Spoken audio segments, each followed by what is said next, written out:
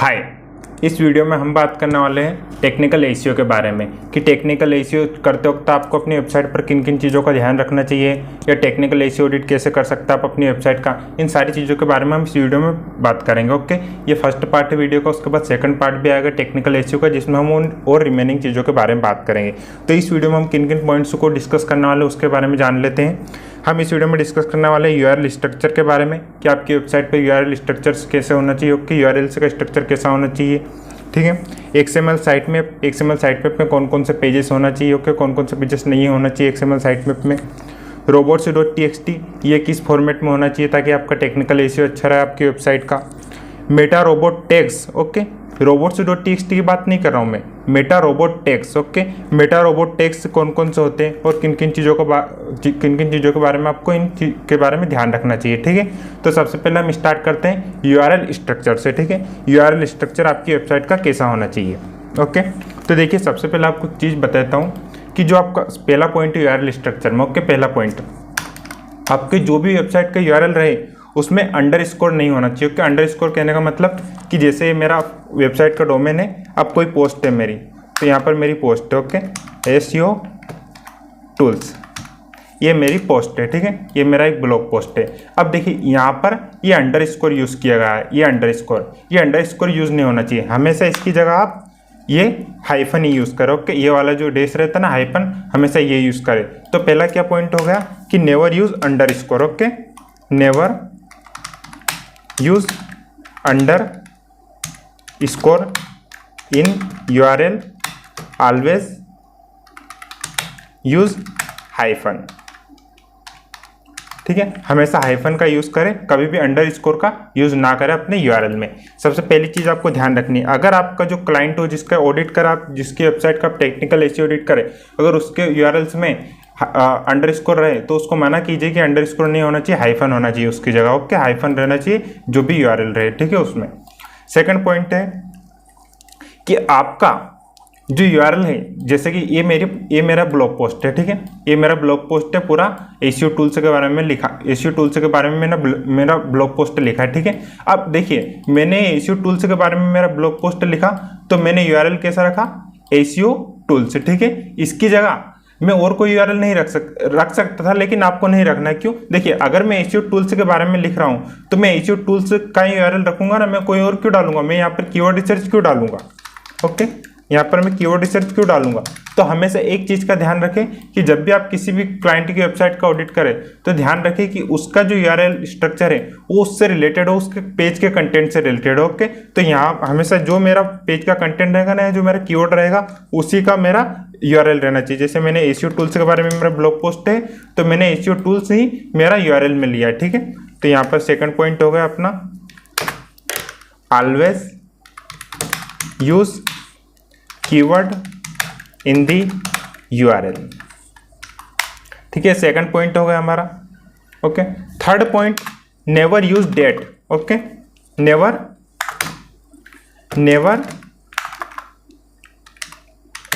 Use date in URL. अब इसका मतलब क्या आपको दिखा देता हूं, 1 मिनट।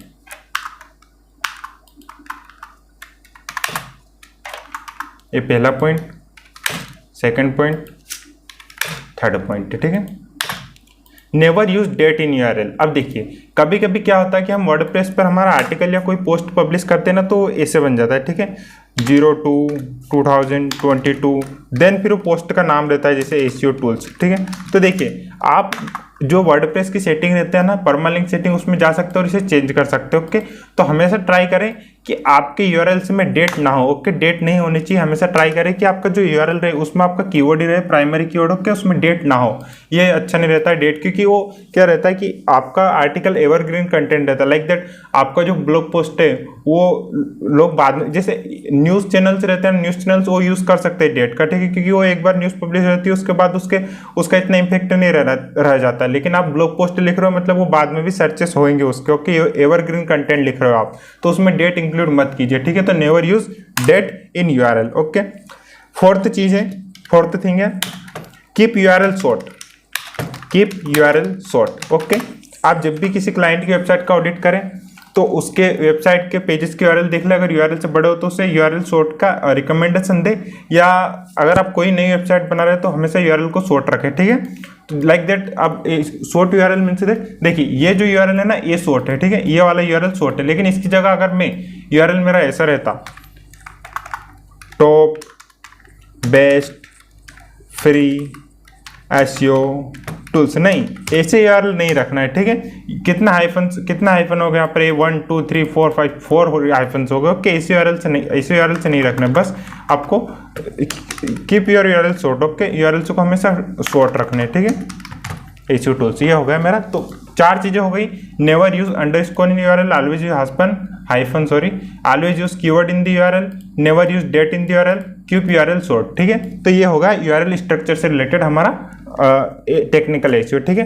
अब हम आते हैं एक्सएमएल साइटमैप पर, ठीक है। चलो इसे नीचे कर देते हैं, ठीक है।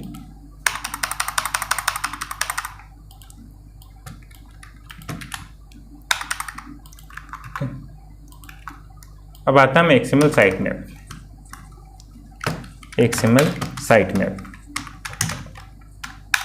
ओके। एक्सएमएल साइटमैप, अब एक्सएमएल साइटमैप के बारे में क्या है चीज ध्यान रखनी है। देखिए हमेशा जो आपका एक्सएमएल साइटमैप रहे ना, उसमें उन्हीं यूआरएल्स को रखे, अपनी वेबसाइट के उन पेजेस के यूआरएल को ही रखे जो कि डुप्लीकेट ना हो, ओके। देखिए कभी कभी क्या होता है कि हमारी वेबसाइट पर बहुत सारे डुप्लीकेट पेजेस भी होते हैं, और हम क्या करते हैं कि उन यूआरएल्स को भी हमारे एक्सएमएल साइटमैप में रखते हैं। तो कभी भी उनके यूआरएल को एक्सएमएल साइटमैप में नहीं रखें, उन्हें मैनुअली डिलीट करा अगर आप कर सकते हो तो, क्योंकि देखिए साइटमैप में वही यूआरएल से रहना चाहिए जो कि आप चाहते हो कि इंडेक्स हो, गूगल क्रॉल करे, ओके। हमेशा कभी भी duplicate content URL, page URL नहीं रहना चाहिए एक्सएमएल साइटमैप पे, ओके।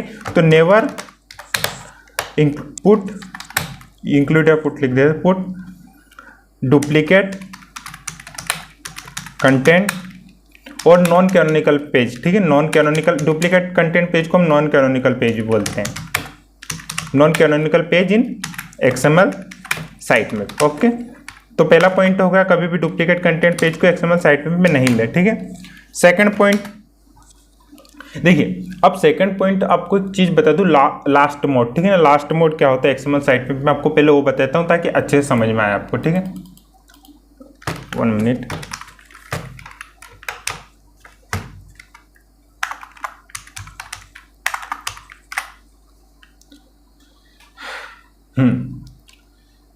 अब ये देख रहे हो आप, ये एक्सएमएल साइटमैप में एक, अब ये दिख रहा है आपको लास्ट मोड है ये, ठीक है ना। ये होता है लास्ट मोड टैग, ठीक है। एक्सएमएल साइटमैप में लास्ट मोड टैग, तो हमेशा ये ट्राई कीजिए कि ये टैग आपकी वेबसाइट, आपके एक्सएमएल साइटमैप में हो, ओके।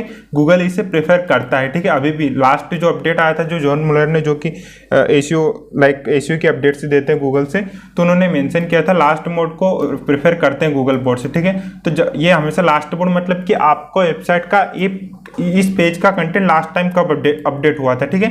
लास्ट मोड का मतलब ये होता है, ओके। तो लास्ट टाइम इस पेज का कंटेंट कब अपडेट हुआ था वो डेट यहाँ पर रहती है, ठीक है। तो इसका हमेशा अपने एक्सएमएल साइटमैप में यूज कीजिए, ठीक है। अगर प्रायोरिटी टैग का आप यूज ना करें तो कोई उससे इंपैक्ट नहीं पड़ता, इतना प्रायोरिटी टैग का इतना इंपैक्ट नहीं पड़ता, गूगल उसे इग्नोर करता है, ठीक है। इसे इग्नोर करता है तो आप इसे यूज नहीं कर सकते, नहीं करेंगे तो भी कोई प्रॉब्लम नहीं, ठीक है।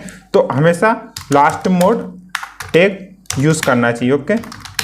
Should be used in XML sitemap, okay. इसे हमेशा यूज करें। थर्ड पॉइंट, जो प्रायोरिटी टैग होता है, जो मैंने आपको दिखाया था अभी, priority tag is ignored by Google so you can avoid it, और लेफ्ट इट, ओके, जो भी आप लिख सकते हो, ठीक है। तो हमेशा प्रायोरिटी टैग को आप अवॉइड कर सकते हैं या डाल भी सकते हो अपने एक्सएमएल साइट में, वो उससे इतना फर्क नहीं पड़ता, लेकिन लास्ट मोड को हमेशा यूज करें, ठीक है। हो गया, डुप्लीकेट कंटेंट यूआरएल को कभी भी एक्सएमएल साइट में नहीं रखना है, लास्ट मोड मेंशन करना है एक्सएमएल साइट में, प्रायोरिटी टैग को इग्नोर करता है गूगल, ठीक है। फोर्थ पॉइंट ये है कि अगर आपकी वेबसाइट पर 50,000 से ज़्यादा, 50,000 से ज़्यादा यूआरएल से, ठीक है, 50,000 से ज़्यादा यूआरएल से, ओके, तो आप अगर लाइक वन XML साइट में 50,000 यूआरएल्स आप इंक्लूड कर सकते हो, ठीक है। लेकिन अगर 50,000 से 15,000 से ज़्यादा यूआरएल्स आपके XML साइट में हैं तो आप डिफरेंट XML साइट में क्रिएट करें, ठीक है। आप एक इंडेक्स XML साइट में फाइल क्रिएट कर सकते हो और इंडेक्स XML साइट में फाइल में फिर आप दूसरे जो आपके सब XML साइट में रहे उनको इंक्लूड कर सकते हो, ठीक है। तो लाइक आपको कहना चाहूँगा बहुत सारे XML साइट में आप क्रिएट कर सकते, लाइक आप एग्जाम्पल के साथ समझाता हूँ।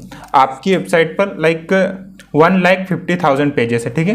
1,50,000 पेजेस है, ठीक है। तो अब आप क्या करोगे, 50,000 हज़ार के यूआरएल्स के और 50,000 के 3 पेज XML साइट में बना लोगे, ओके। तो 50,000 यूआरएल से तीनों XML साइट में आ जाएंगे, ठीक है। अब उनकी एक इंडेक्स XML साइट में फाइल बना लोगे। आप क्या बना लोगे, उन तीनों XML साइट में भी एक इंडेक्स XML साइट में फाइल और वो गूगल में सबमिट कर दोगे, ओके। तो हमेशा इस चीज़ का ध्यान रखिए कि 50,000 से ज़्यादा यूआरएल्स आपके एक XML साइट में नहीं रहने चाहिए, ओके। अगर आप और जानना चाहते हो तो आप गूगल पर सर्च कर सकते हो कि XML साइट में यूआरएल से लिमिट, ठीक है। तो never put more than 50,000 URLs in one XML site में, ओके। ये होगा XML साइट में, ठीक है। ये चीज़ों के बारे में आपको ध्यान रखना है XML साइट में, ठीक है। अब आते हैं robots.txt फाइल पर।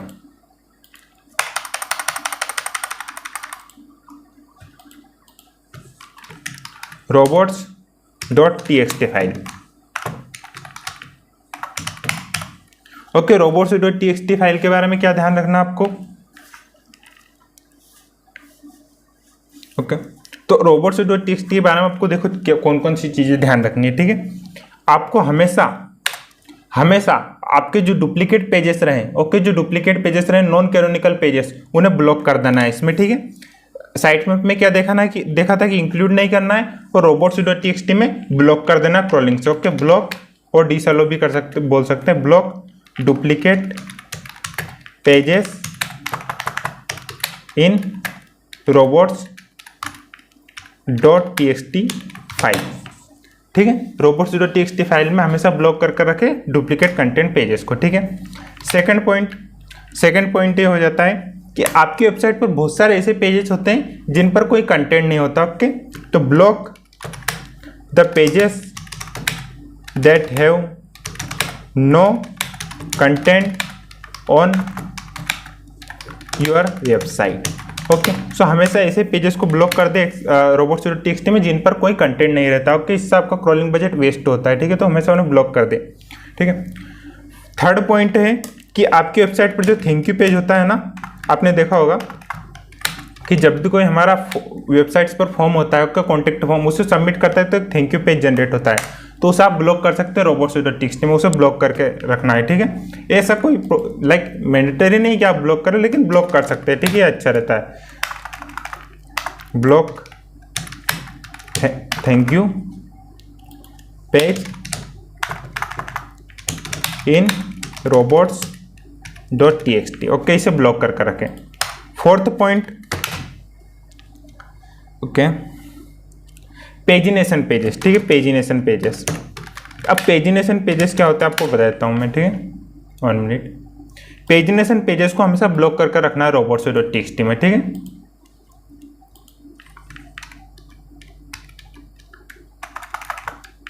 लाइक आपको बता देता हूँ, फ्लिपकार्ट पर अपन चलते हैं, ठीक है। लाइक अब मैं यहाँ पर जाता हूँ इलेक्ट्रॉनिक्स में मैं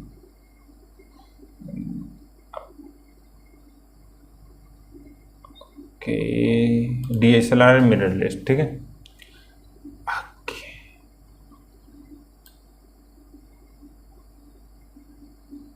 देखिए अब यहाँ पर आपको दिख रहा है, यहाँ पर सेकंड पेज का ऑप्शन मिल रहा है, मेरे को दिख रहा है सेकंड पेज, यहाँ पर सेकंड पेज, ठीक है। पेज वही है, कैटेगरी वही है, लेकिन मैं सेकंड पेज पर गया, ठीक है।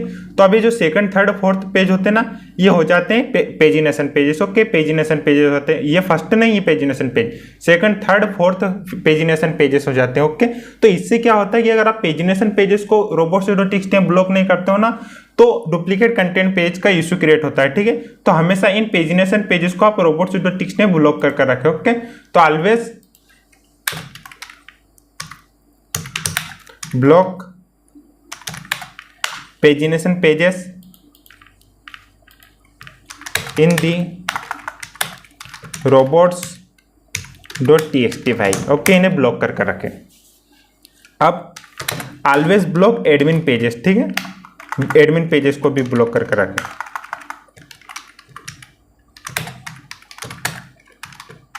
एडमिन पेजेस इन robots.txt, ठीक है। अब एडमिन पेजेस क्या होते हैं, जो WP एडमिन पेज, जैसे हर वेबसाइट का डिफरेंट एडमिन पेज होता है, ठीक है। एडमिन PHP लॉगिन होता है, ठीक है। लेकिन जैसे आप WP एडमिन देखें किसी वेबसाइट का, तो ये भी एक एडमिन पैनल ही लॉगिन होता है। ओके, तो हमेशा आपने देखा होगा बहुत सारी वेबसाइट्स एडमिन पैनल को WP एडमिन को ब्लॉक करके रखती है, ठीक है। तो हमेशा एडमिन पेजेस को ब्लॉक कर रखें robots.txt में। ये हो गए robots.txt के बारे में, ठीक है, टेक्निकल एसईओ। अब मेटा रोबोट टेक के बारे में देख लेते हैं, ठीक है। मेटा रोबोट्स टेक क्या होते हैं मैं आपको बता देता हूं, ठीक है।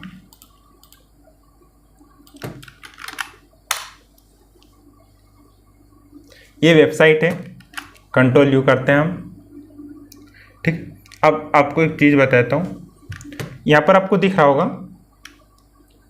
मेटा रोबोट्स कंटेंट इंडेक्स, मतलब कि यहां पर रोबोट्स को इंस्ट्रक्शन दिया गया है, सर्च इंजन के रोबोट्स को, कि आप इस पेज को इंडेक्स भी कर सकते हैं, इस पे इंडेक्स गूगल में इंडेक्स भी कर सकते हैं, इस पेज पर जितने लिंक्स हैं आप उन्हें फॉलो भी कर सकते हैं, ठीक है। ये दोनों रूल्स दिए गए हैं, ठीक है। अब देखिए, मेटा रोबोट रूल्स बहुत तरह के होते हैं, ठीक है। यहाँ पर ये भी हो सकता है कि नो इंडेक्स, मतलब कि इस पेज को गूगल के बोर्ड्स इंडेक्स ना करे, तो यहाँ पर नो इंडेक्स भी हो सकता था, ठीक है। यहाँ पर नो फॉलो भी हो सकता था, आपने do follow no follow link पढ़ा होगा, ठीक है। तो नो फॉलो भी हो सकता था, मतलब कि यहाँ से इस पेज से जितने भी पेज को लिंक जाती है उन्हें नो फॉलो मिलता है, ठीक है।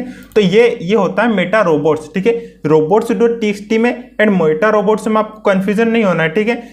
मेटा robots.txt अलग चीज है और मेटा रोबोट टेक्स अलग चीज है, ठीक है। मेटा robots.txt एक फाइल होती है, मेटा रोबोट टेक्स हेडर में जाते हैं, ठीक है, हेडर में लगते हैं वेबसाइट के, ठीक है। तो आपको बताता हूँ मेटा रोबोट टेक्स कितने टाइप के होते हैं। मेटा रोबोट टेक्स,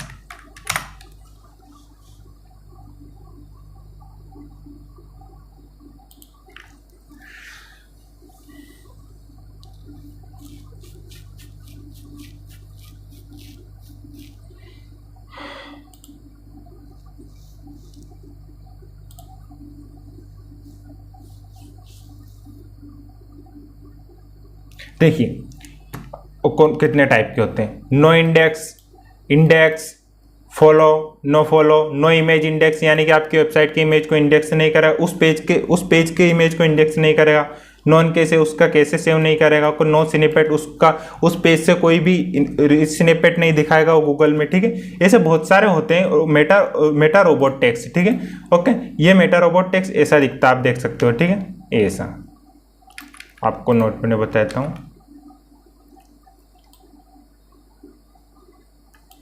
ये ऐसा दिखता है, ठीक है। ये होता है मेटा रोबोट। अब इसकी जगह पर नो इंडेक्स भी हो सकता था, नो फॉलो भी हो सकता था यहाँ पर, ठीक है। तो ये होता है मेटा रोबोट टेक्स, ठीक है। तो हमेशा चेक करें कि आपका कोई इंपॉर्टेंट पेज वेबसाइट का जिसे आप इंडेक्स कराना चाहते हैं उसमें no index meta robot tags तो नहीं लगा हुआ है, नो फॉलो तो नहीं लगा हुआ है। तो इन सारी चीज़ों को चेक करें, ठीक है। तो ये चीज़ें आपके सामने मैंने डिस्कस करना चाहता था टेक्निकल एसईओ के बारे में, कि टेक्निकल एसईओ में ये चीज़ें आती है और इनके बारे में आपको यही चीज़ें ध्यान रखनी है, ठीक है। थोड़ी अंडरस्टैंडिंग भी हो गई होगी आपको कि ये चीज़ें क्या क्या होती है, ओके, कौन कौन से पेज को आपको एक्सएमएल साइट में रखना है, किसको नहीं रखना है, ओके, यूआरएल स्ट्रक्चर कैसा रखना है, इन सारी चीज़ों के बारे में आपको नॉलेज हो गया। Okay, thanks a lot for watching this video. अगर आपको ऐसे वीडियोस और जानना हो तो आप चैनल को सब्सक्राइब कर सकते हो, और भी इससे वीडियोस लाऊंगा मैं, ठीक है। पार्ट 2 इसका वीडियो जरूर जल्दी लाऊंगा मैं। Thanks a lot for watching, have a great day, bye.